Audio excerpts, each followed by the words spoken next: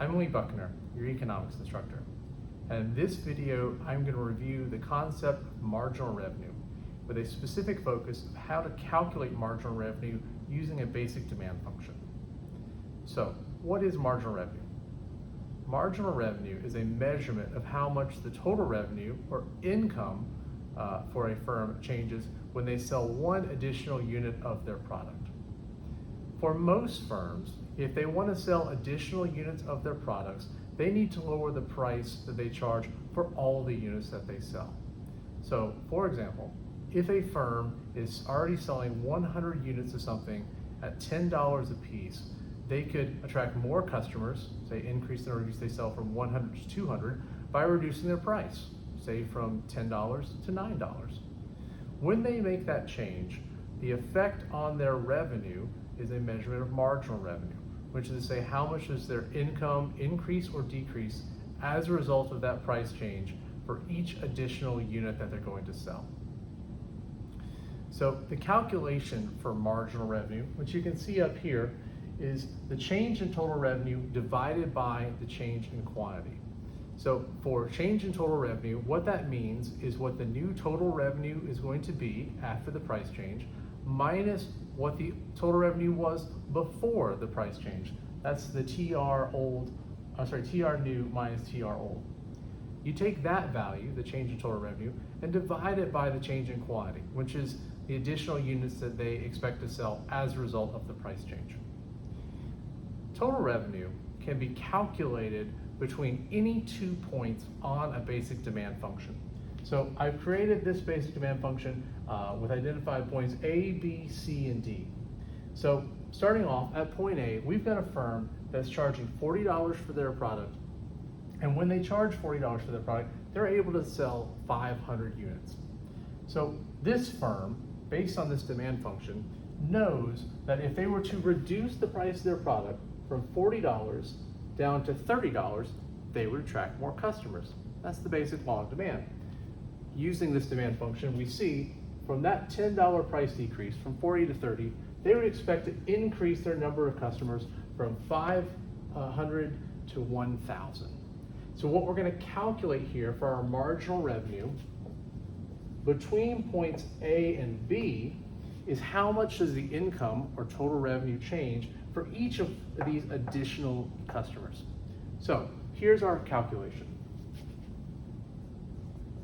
Marginal revenue between points A and B equals the total revenue at point B, that's right here, minus the total revenue at point A, that's the old. You divide that by the quantity at point B, that being 1,000, and the quantity at point A. Using our demand function, we're going to plug in some numbers here. Our total revenue at point B is the price at point B, $30, times the quantity sold at point B, 1,000. So that's 30 times 1,000. Subtract from that the total revenue at point A, that's the price at point A, 40, minus the quantity at point A, 500.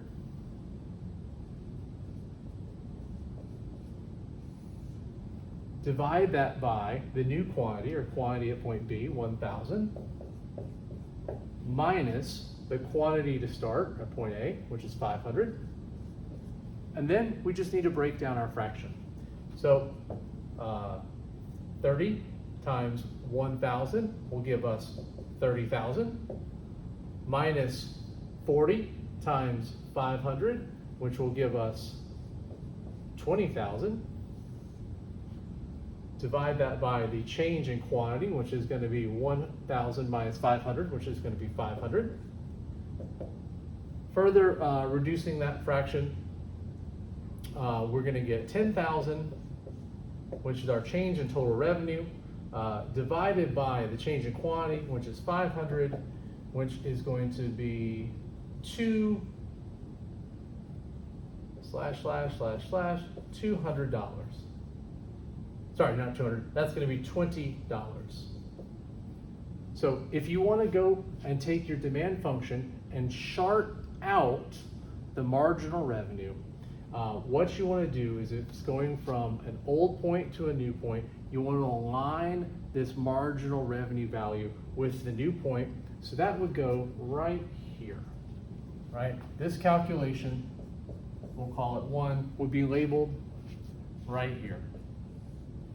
And when you go through the process of graphing out marginal revenue on the same graph as you have a demand function, what you're going to see is something that looks like this, where when there's a downward slope to demand, marginal revenue is also going to have a downward slope, but that slope is going to be a bit steeper for marginal revenue, meaning they're going to create sort of a downward V pattern.